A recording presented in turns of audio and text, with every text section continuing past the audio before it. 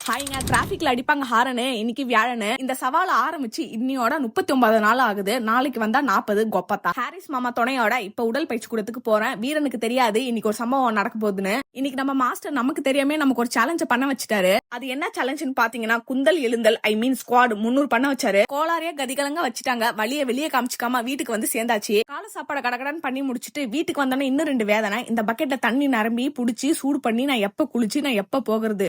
கொடுமைன்னு வீட்டுக்கு வந்தா இங்க 2 கொடுமை குத்து டான்ஸ் போட்டு ஆடிட்டு இருக்காமா. குளிச்சு முடிச்சிட்டேன், வெற்றிக்குரிய போட்டு நான் டியூட்டிக்கு போயிட்டு வரேன். சரியா?